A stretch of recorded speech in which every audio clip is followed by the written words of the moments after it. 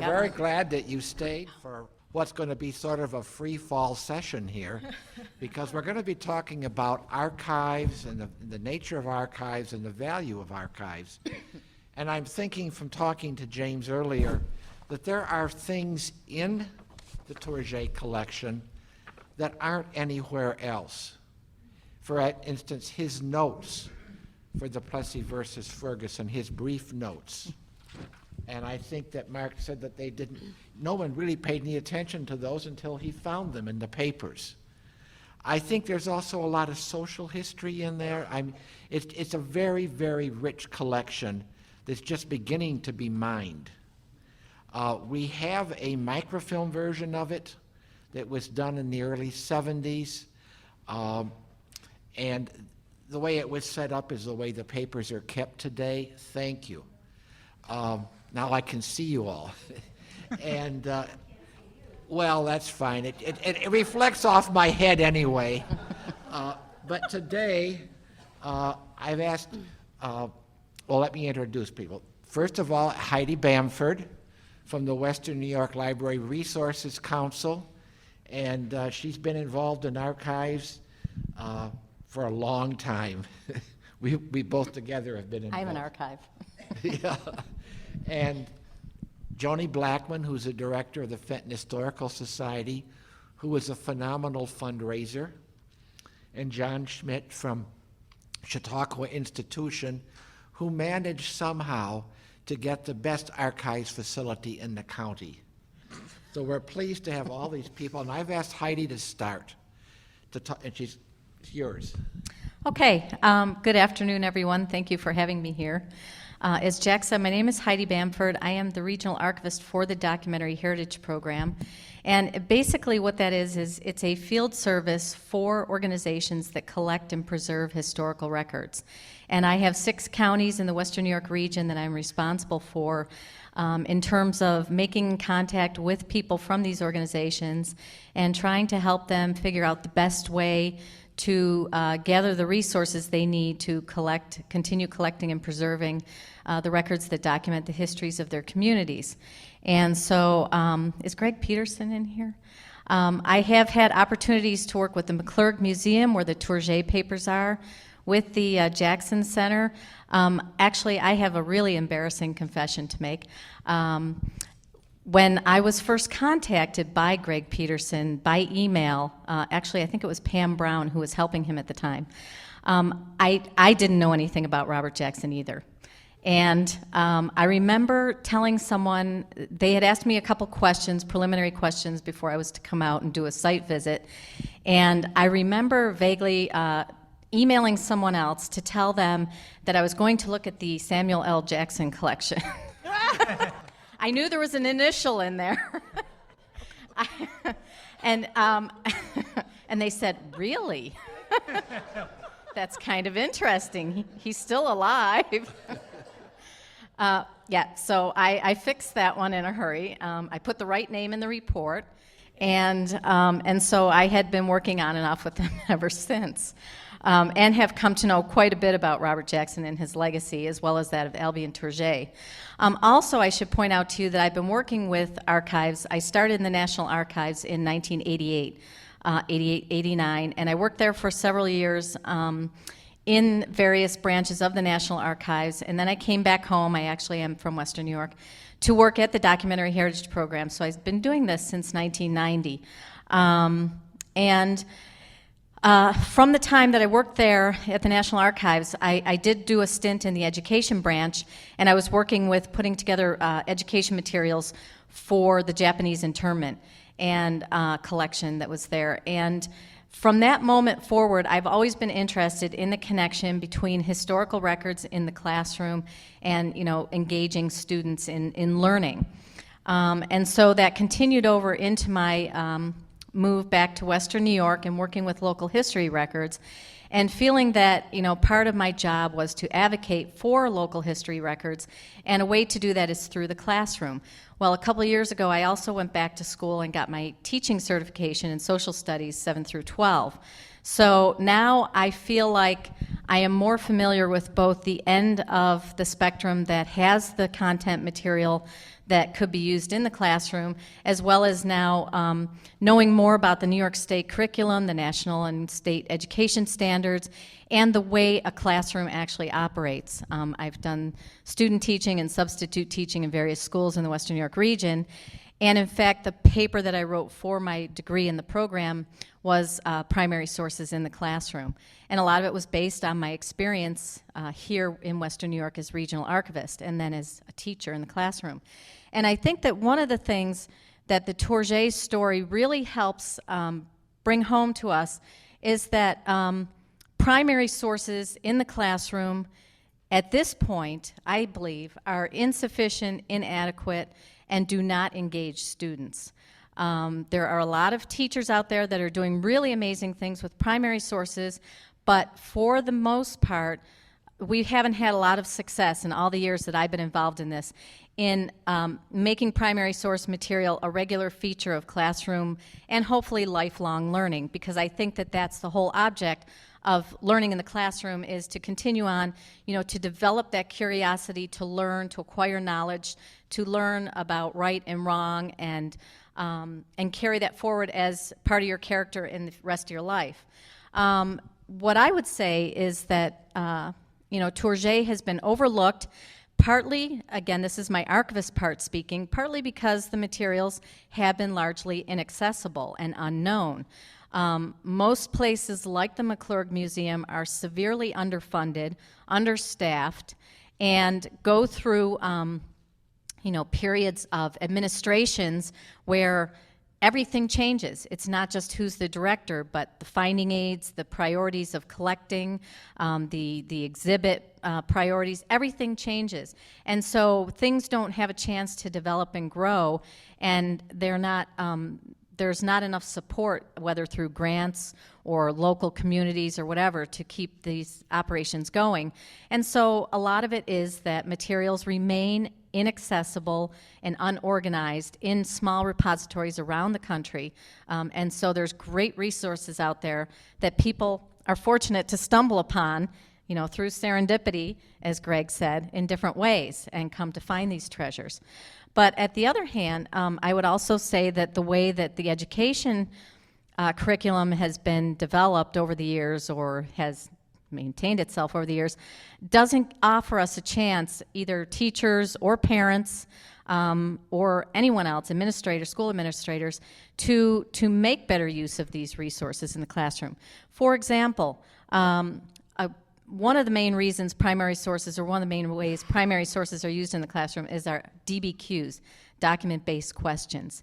And what it really comes down to is that the kids almost don't see a primary source until it's time to start reviewing DBQs, and then they show them photocopies of select numbers of documents and pose a question that implies that there's going to be one correct response, some convergent response to the question. And in the literature, people have cited one example, which I actually saw in place in one of the schools that I was student teaching at, a series of documents shown and asking the kids about the American Revolution and people's feelings as Americans.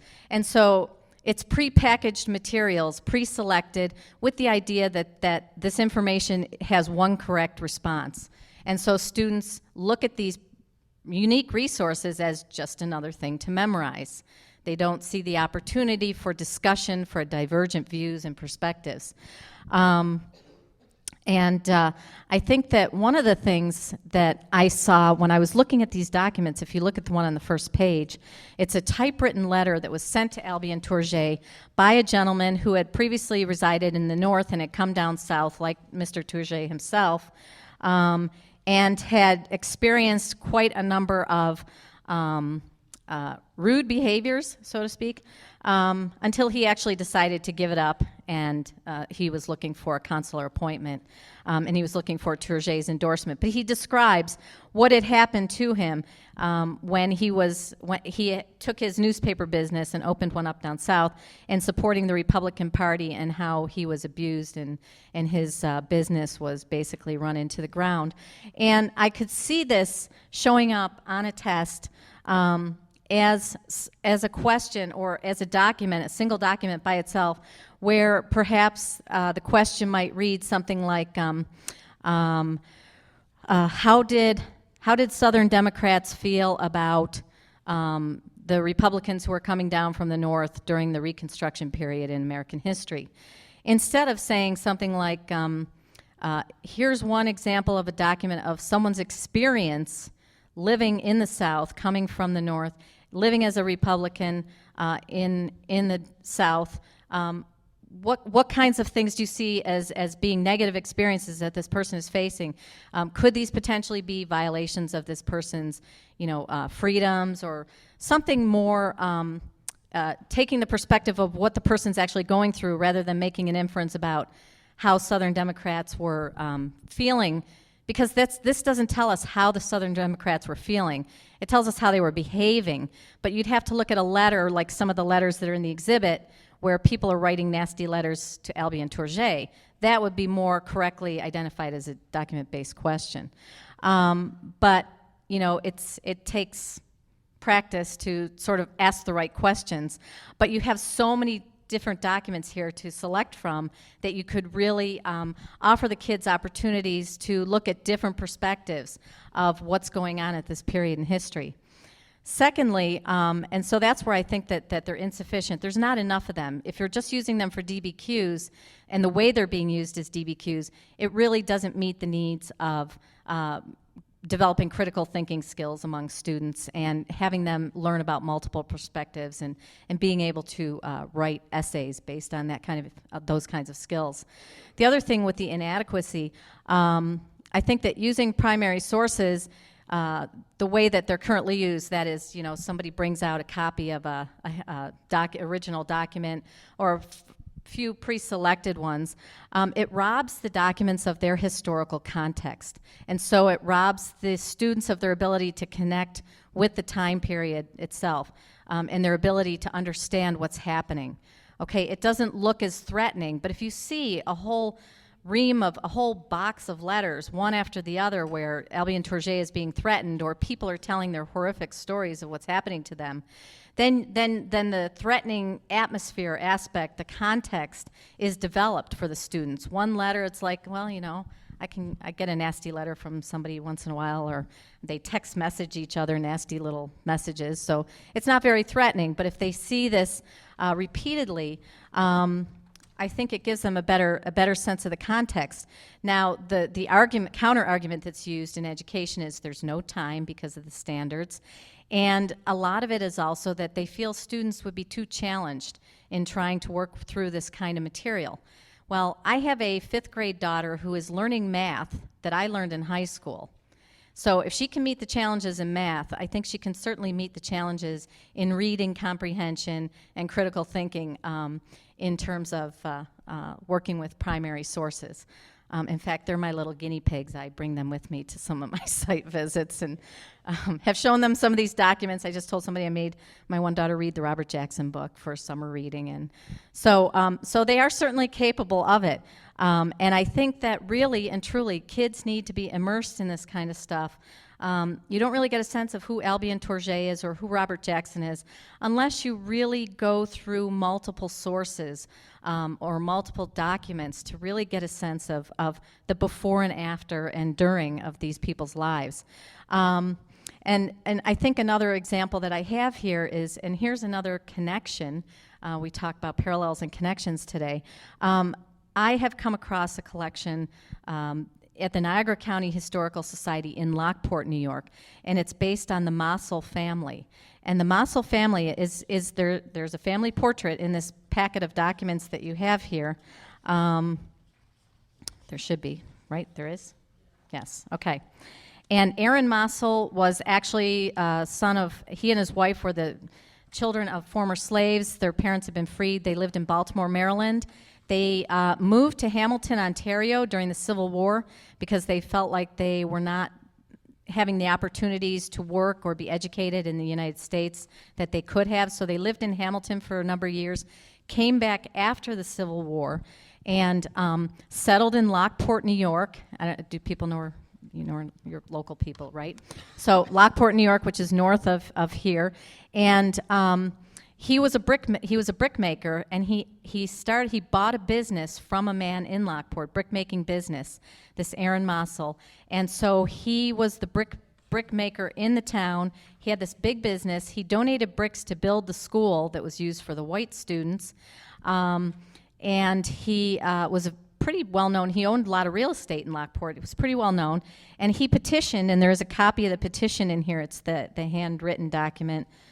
Or the notes. These are the minutes from the Lockport Board of Education, where Mr. Mossel petitions to allow his children, and actually it's his grandchildren, to attend the white school, which was directly across the street from where his house was, instead of having to attend the colored children's school, which was across town. Okay? This is in 1871, and Mr. Mossel is petitioning the board, and he is turned down. But he continues to petition the board. And in fact, he also exercises his rights as an American citizen to express his opinion in the newspaper, to send out a petition with other citizens in the community, and to have a little protest. One day in this newspaper article, you'll see there is his intention. It's let me see my copy. His name is at the bottom of the article, but that is where he tells them that the next day or the next week, the next following Monday, that all of the children, the colored children of Lockport, are going to attend the white schools that are nearest them with their parents in protest, and they do this, and it's reported in the paper the next day that they appeared, and they were in the schools. They were not taught. And they were sent home, and it was by rule of the board that it was determined that the current situation should continue as it is, that the superintendent had the right to ask these children to continue going to the separate school. Eventually, though, to tell you what happens, in 1876, Aaron Mossel actually is successful. And in 1876, the African-American children in the city of Lockport are attending the same school as the white children in the city of Lockport, due to his efforts. Now, the story doesn't end there, because what happens is his 3 children all go on to become professionals. His oldest son, Charles, becomes a minister, and he goes to Haiti to do his ministry, and he also writes a book about Louis Toussaint Louverture, the revolutionary hero of Haiti, and he dedicates the book to Albion Tourget, which is on the back of, I think it's the last handout here. So obviously he had read Tourget, he knew about Tourget, he was inspired by Tourget. It was his children that were allowed to go to school. Inspired by Tourget, went on to get his children educated, and in the same way that the white children of the city of Lockport were. Charles's 2 brothers, Aaron became the first African-American graduate of law school at Penn State. His other brother, Charles, became the first African-American graduate of the medical school at Penn State, who was also part of the 10 that started the Niagara movement. He's in the famous portrait with W.E.B. Du Bois, and he's identified as a physician in Philadelphia, which he was at the time. And Aaron's daughter, Sadie Tanner Mossel Alexander, became the first African-American female to earn a PhD from Penn State. She became a lawyer also and served on 3 presidential commissions. One was under Truman, where he had the executive order freeing or integrating the armed services. Her second commission was the Kennedy Civil Rights Commission in 1963, and her third was Carter's Commission on Aging. And so it's really an ironic situation that, here in Western New York, we have all of these accounts that are there waiting to be told to students. I mean, I think, the way people told these stories today are perfect ways to talk to school students, tell them about these kinds of stories, let them look for. The Tourget papers are filled with letters, and I gave you 2 examples of letters that were sent, one from New York, so in the north, and the other from I think the South. Examples of letters from people all over the country. I mean, they could be used in the schools in those different communities where they came from to teach students about what was really happening during Reconstruction. We make it sound like, oh, it was all the failure of Reconstruction's fault. But we were, I mean, the American public was, part of that thing and still is. And so I think it gives the students some sense of the deeper meaning of what was happening in their communities and communities like theirs across the country. Now, I'm going to quit because I know you have a short time. Sorry. I'm going to ask Joni to talk next. I mentioned to you that she was a tremendous fundraiser, and things have really been happening down to Fenton Historical Society in Jamestown. But she's recently worked on a grant, and I would like her to talk about that, the whole granting procedure. And Well, I'm playing Michelle Henry right now. That's why it doesn't make sense on your program. We received a Institute of Museum and Library Services federal grant this past year in August for processing 30 years of backlog of archives donations. That's not meaning things in the archives that just go back 30 years for what they are. What it means is anything donated in the past 30 years. So think about your house and your closets and under your beds and all around where you have things stuffed that you are going to get to someday. We have 30 years of that, and it's all paper and photographs and other primary documents. And so we've been trying to get this taken care of for probably the past 20 years. So, so I finally said, let's try it. So I worked with the Jamestown Public School System because we have no space to do this project. We're going to need to spread out for miles, I think, for all these different boxes that we have. We're about 300 cubic feet of 300 bankers' boxes, let's put it that way, of things that need to be taken care of. They're in good shape now. It's just we don't know exactly what they all are because they come in and you don't have enough staff to take care of them at the time, and you set them aside and say, I have the best intentions of getting to that, and now it's 3 decades later, and finally we're going to get to it. So how are we going to do that? Well, my staff member, Karen Livesey, who's a librarian and an archivist, she's a librarian. She does archivist on the side, which is a very good job. She had a plan. She's been working on this for a decade in her head on how she's going to get this done. And so we called up the Jamestown Public School System, our friend Pam Brown, who's their records management person and archivist for the school system, and said, Pam, you have a brand new records area with space. Could we work out a deal? And so how these grants work, in many cases, you need a match. So, I mean, many of you may already know that. So I wrote this grant for $216,000 over 2 years, and the federal government will pay $96,000 of that, $216,000. The rest is matches in space rental that we would normally pay Jamestown Public Schools, but we're going to use that space for 2 years. And then we're also going to put in some money from Fenton budget that would already go towards the archivist area, archival work, and towards the library work. And we're going to pay Pam Brown to supervise some volunteers for us. And Karen will work on some of the more difficult collections, the more complicated collections, and she'll prepare the less complicated collections for other people to work on. And how it helps the school is Pam gets a little bit of her time paid for, but also Pam will be able to keep track of, have an overview of what is coming out of all these boxes, this 30-year accumulation, and see what fits with the curriculum for the school system and what those children need to see as a primary document. They have a huge website, many pages of all kinds of primary documents that the teachers can access to use. I mean, it's hundreds of things. Have you seen it, Heidi? The one Pam Brown scanned all those maps and everything under the sun she scanned and put up there. It's huge. And so she's going to add to that because she knows what the gaps are. And so she's going to use our collections to do that, which we think is great. And so that will help the school system out, and they're happy for that. It also helps us see where the gaps are in our collection. we know there's a lot of industries we do not have any information on or pictures of.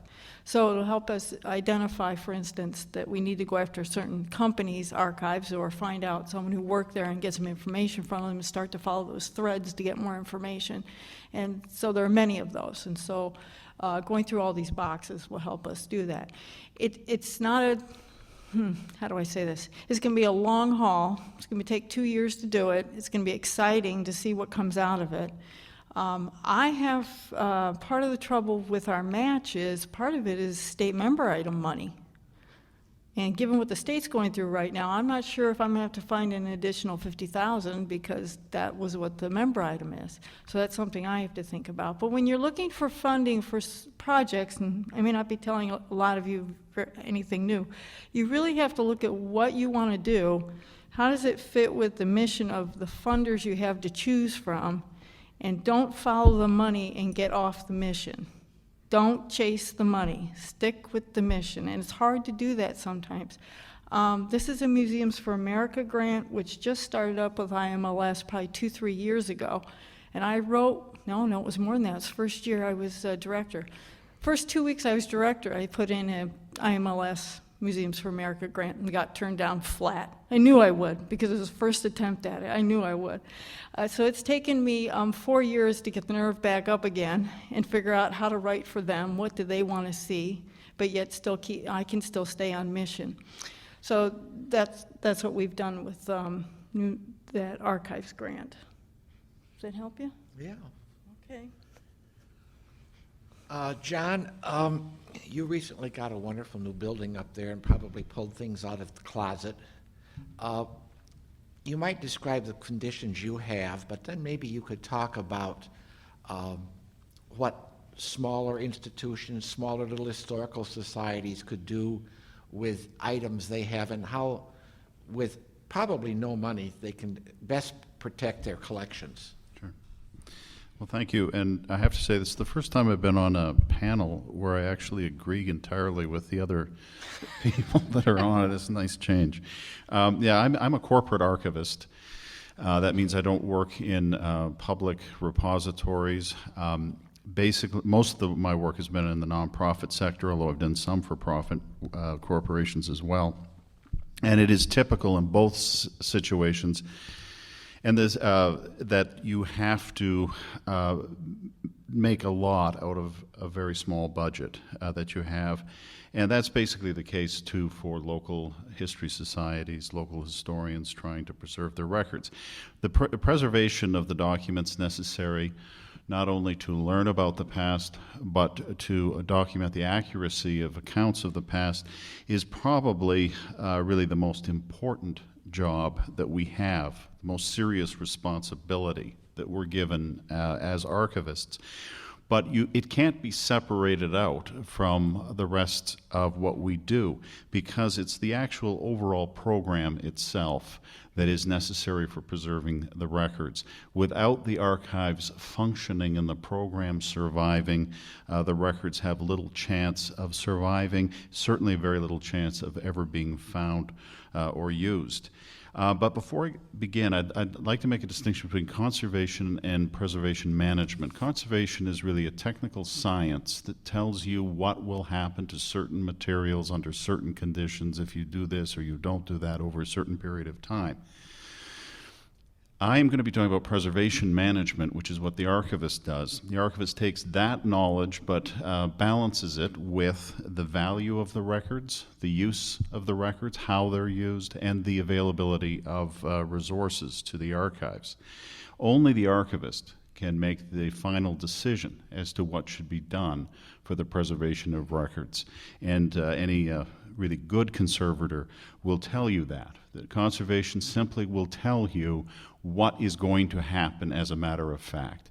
The difficult decisions are really left to the archivist to make.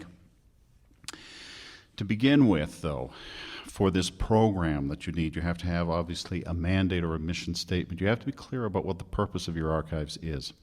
And from that, you define an acquisition policy, which I think is the most important first step towards preservation.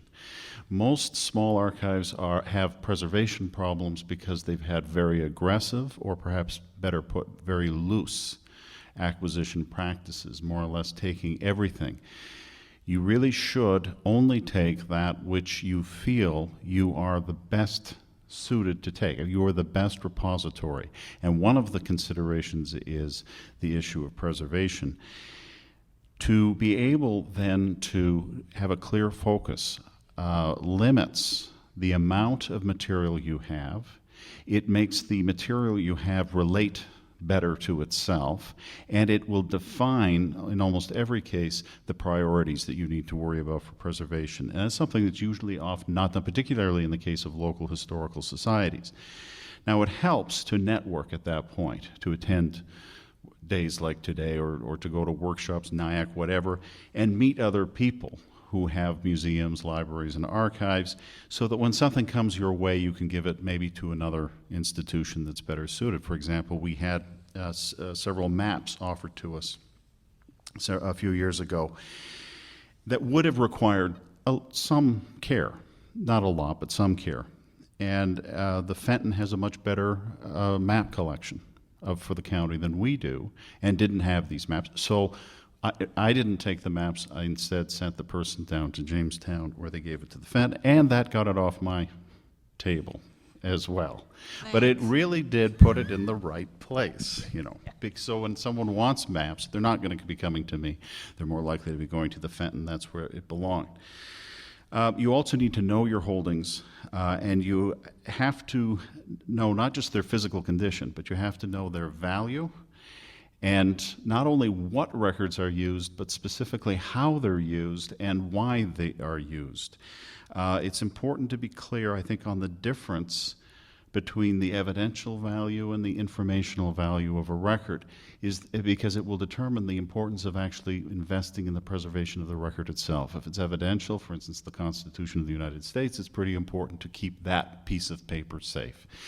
If, on the other hand, the only value is really the information that it contains, that opens up other options, including preservation copy, where you make a copy which you think at some point may actually be the only surviving copy of the record. But it's a copy, but it's a preservation copy. Or you can also probably consider making reference copies so that you can vault the original, it's not being handled, and researchers instead using the preservation. But you have to understand what the researcher needs from that record to make a decision like that. You also need to know your whole holdings in order to be able to set your priorities. And it can't be said enough that in archives, it isn't a question of knowing what to do under the ideal circumstances, although that's important to know. It really boils down to making the best use of what's available to you, what resources you have. And that's why you should never in archives have the attitude, I can't do anything. You can always do something, and if you're doing the best thing and you're doing the best you can do, you're performing excellently. That is what excellence means in archives. It does not mean having endless resources, and you can't expect that, whether it's coming from the public purse or it's coming from a private source. You have to be able to make the best use of what you have. Speaking of use, that is the greatest threat to records, is actually their being handled. Acid deterioration, which started with pulp paper in 1850, where the paper turns brown and brittle. The acid deterioration from the lignin in that pulp paper does not destroy the paper. What destroys the paper is it becoming brittle, and then it's destroyed by use. Virtually most of the catastrophic stories of relating to archival records involve some sort of damage through use. And that means you have to have a place, a reading room, and that can be very difficult. And if you don't have a reading room, that really restricts what records you can responsibly have. You might have to think of moving. You might have to think of some way of making arrangements where a room could be borrowed, at least for part of the week or whatever, for that purpose. You have to have rules on how to handle things. It helps if you have a photocopier, so that people can actually make copies rather than having to only use the originals. A beveled edge is a very simple thing to have on a photocopier today, where you don't have to flatten the book, for example. The equipment of this sort is much friendlier if you search for it for archives. And you have to remember that when most records are damaged primarily through use, we are the ones who, we archivists, we're the ones who usually are the guiltiest, because we're handling them far more than anyone else, and there's no one who's ever worked in archives for any period of time that hasn't had some horrible accident happen at some point, either through carelessness or sometimes through just the most curious of coincidences. But use is got to be controlled, because that's the first greatest danger. Then you can have disasters. That you can have animals come in and eat things, and you can have insects come in, and you can have mold.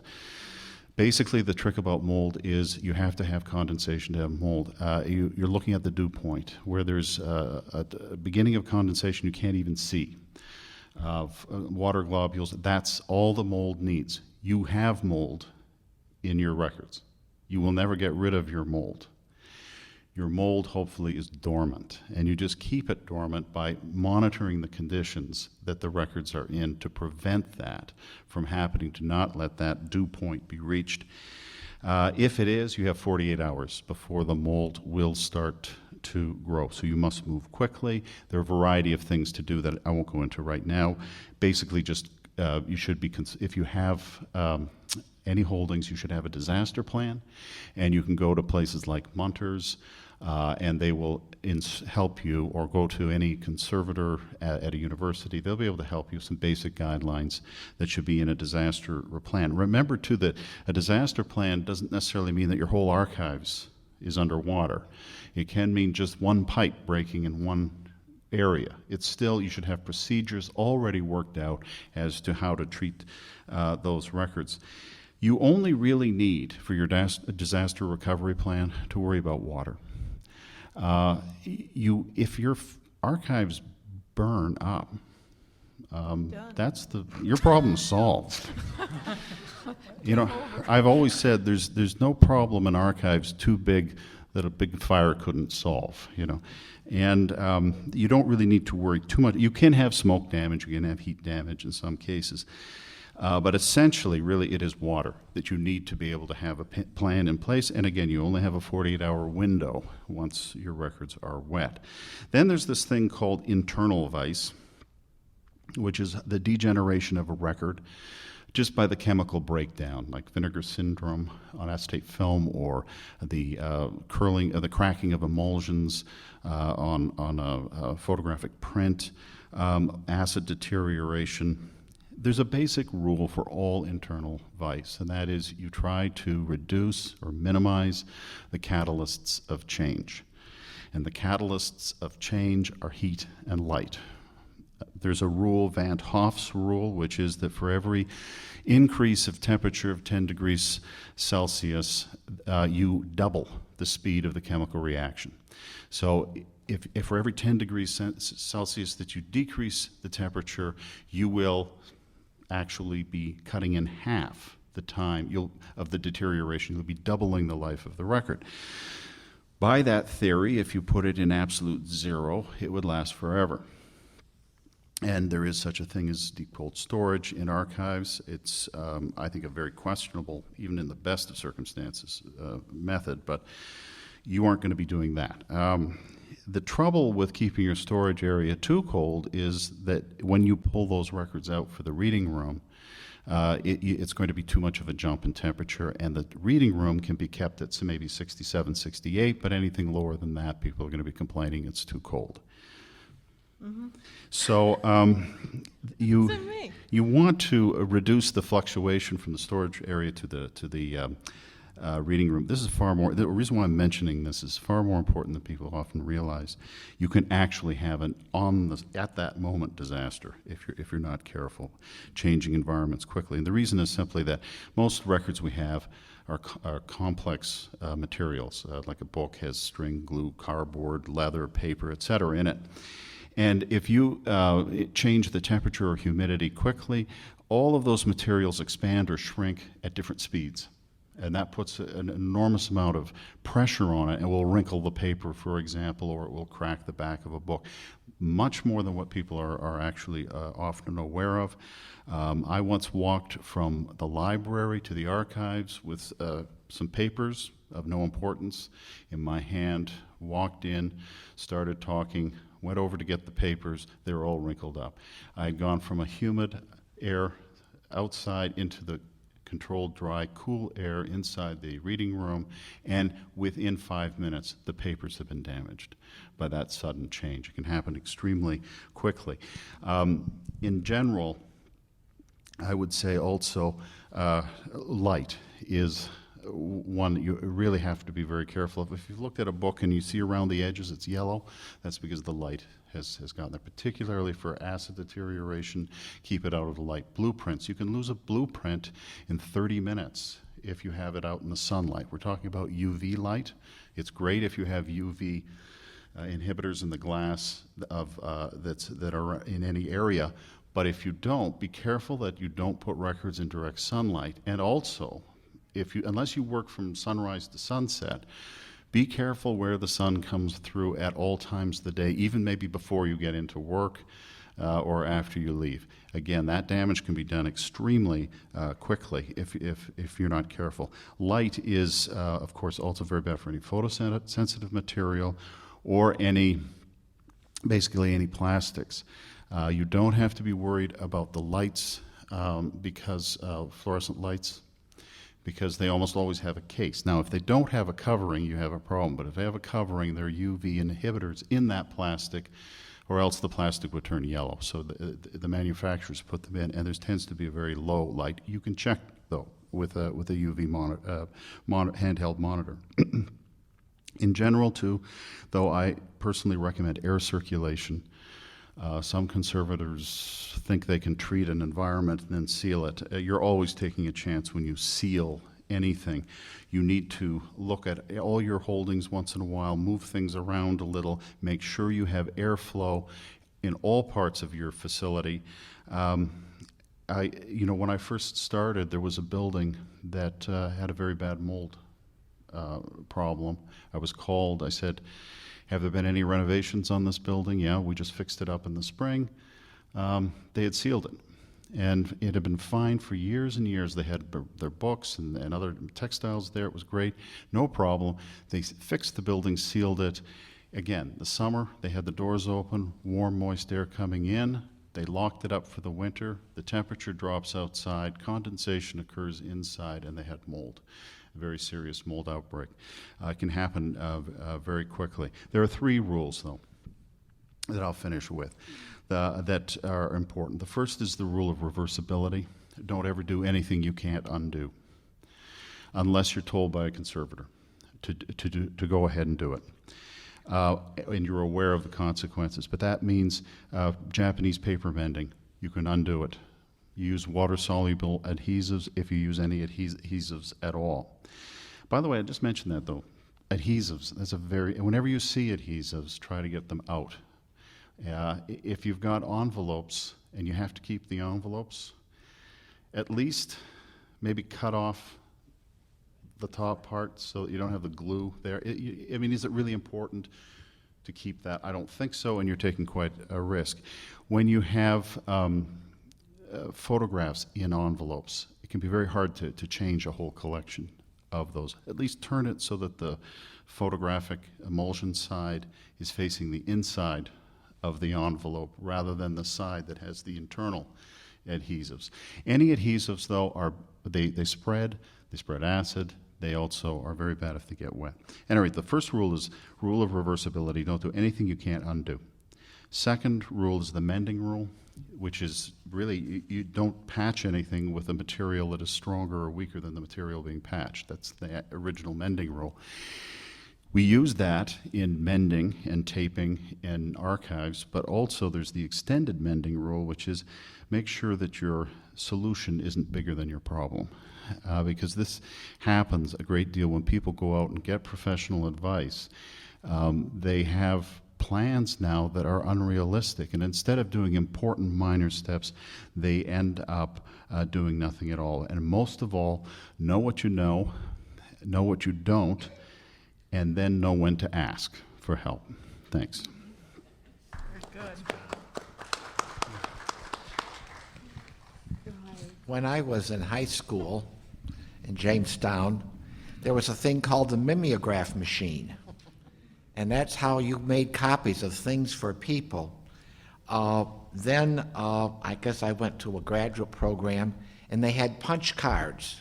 And you would punch out certain categories and then put a wire needle through and pull out the ones that had the information on you wanted. And then life kept going on, and things kept happening. And then I went to work one day, and my librarian had put a computer on my desk.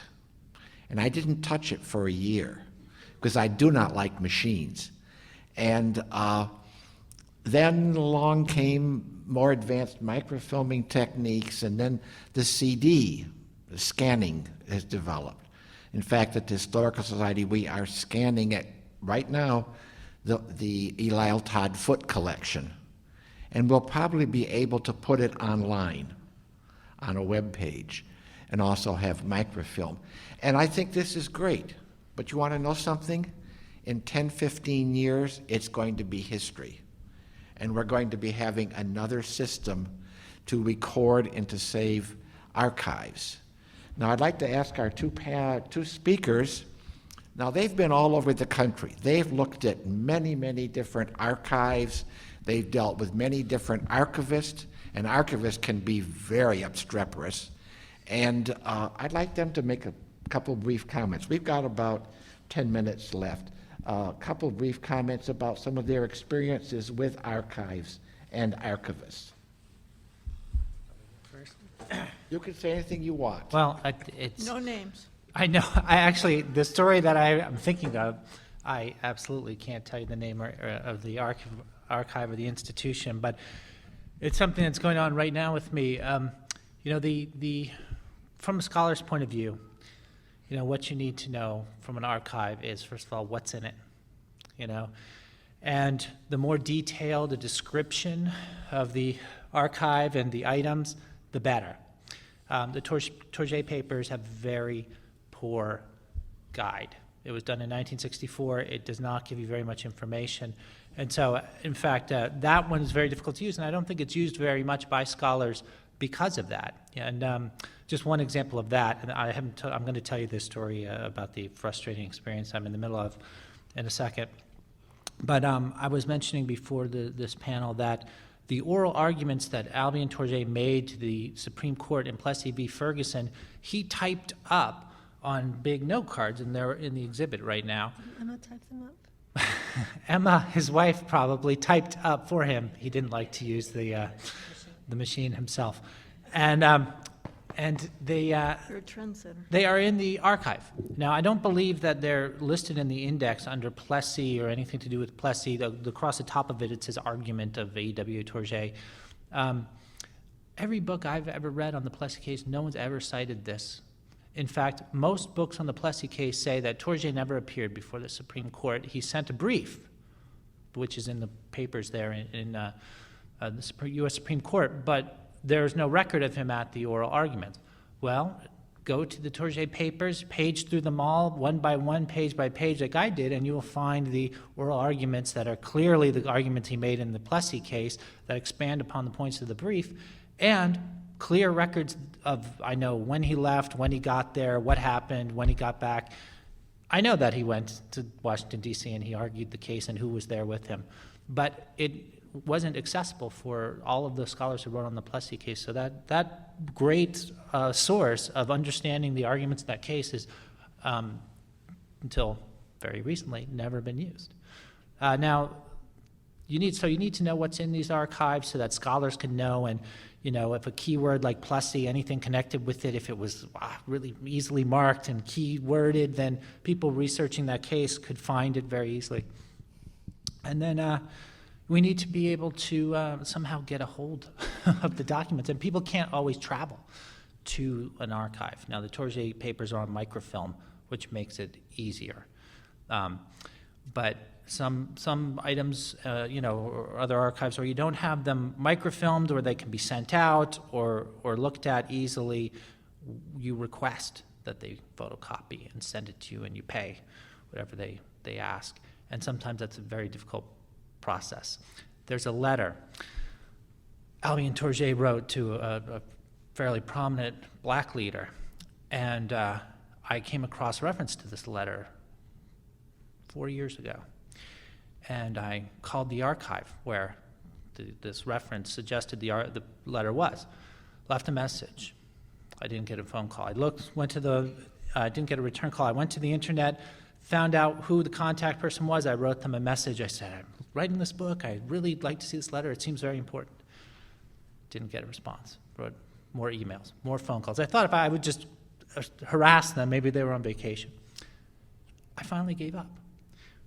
A couple weeks ago, somebody who wrote a book on this important leader, who I won't name because it will give away the archive, wrote to me because she had a question about Tourget, and I said, did you go into the papers? Did you find this letter? And she said, let me look at my notes.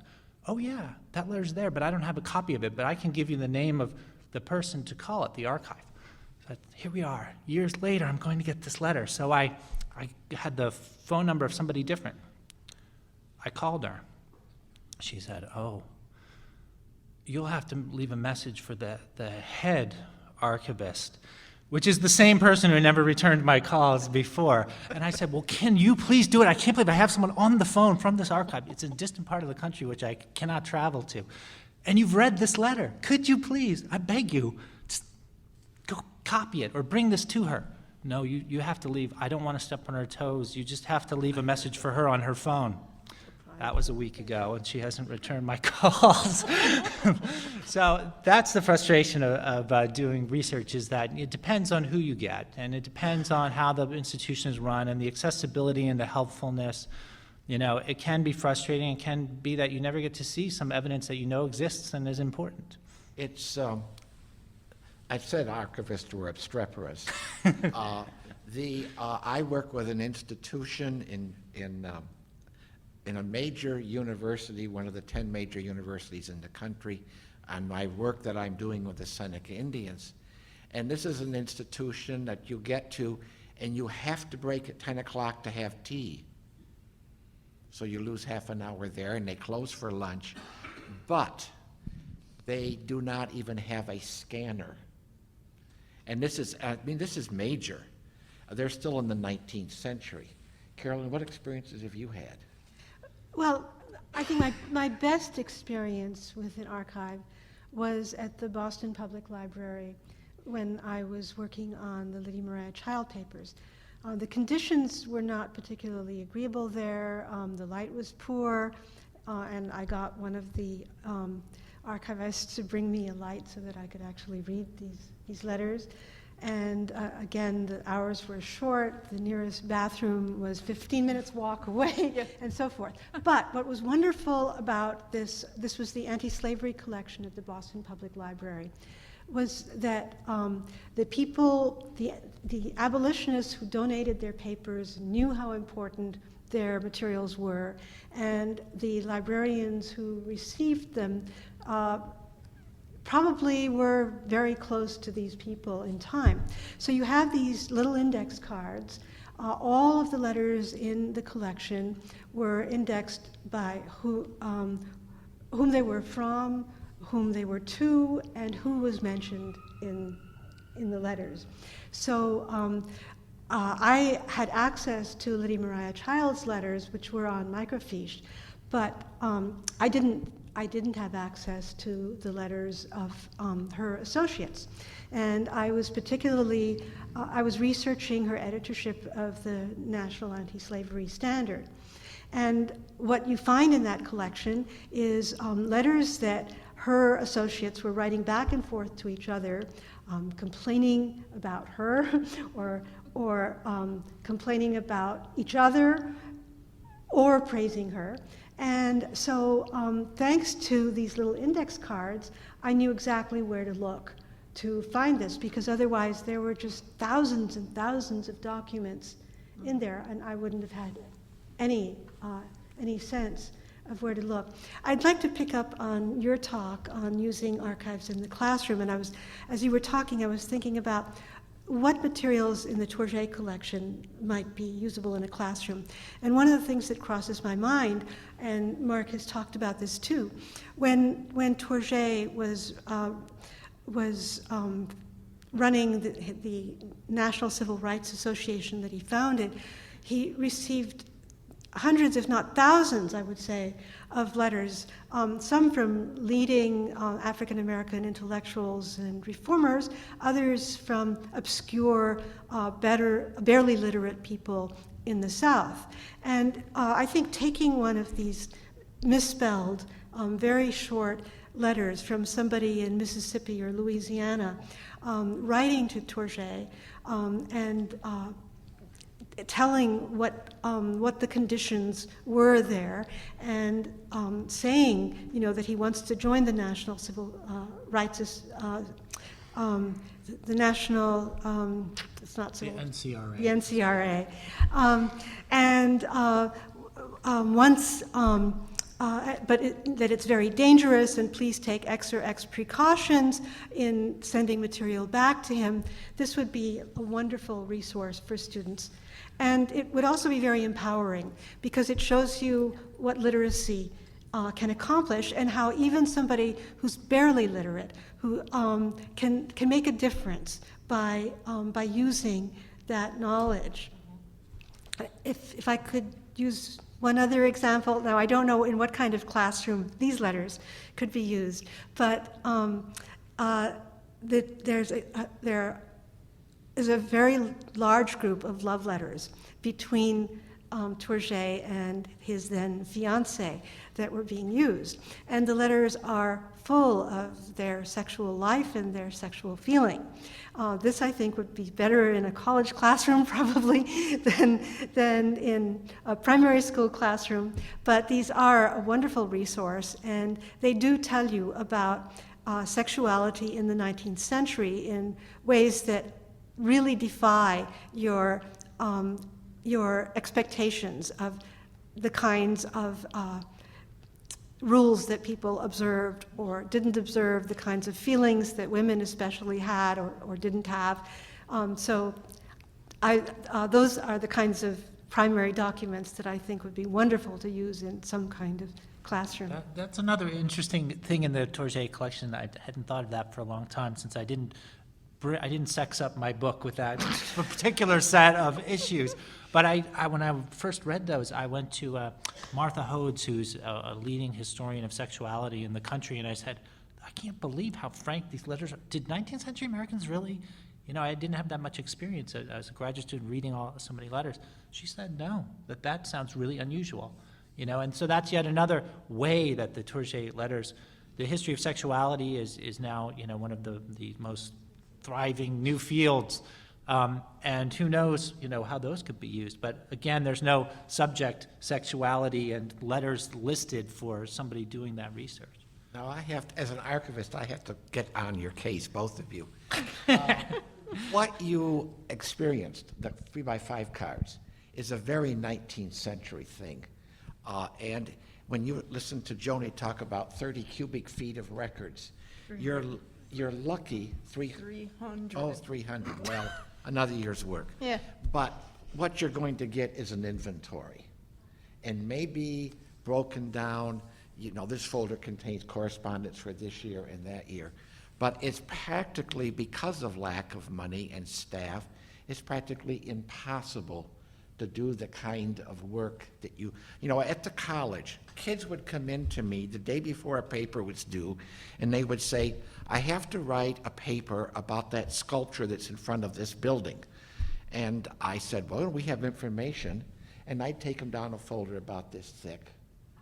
And they wanted instant gratification. Mm-hmm. They wanted one piece of paper that would tell them everything. They didn't want to research. And can I take this folder out overnight? Can you copy the whole thing for me? And I would just look at them, and I would smile, and I'd say, you're going to flunk this one.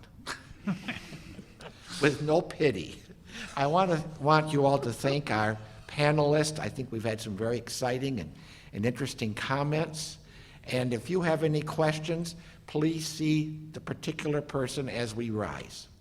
Okay? Thank you. Thank you very much.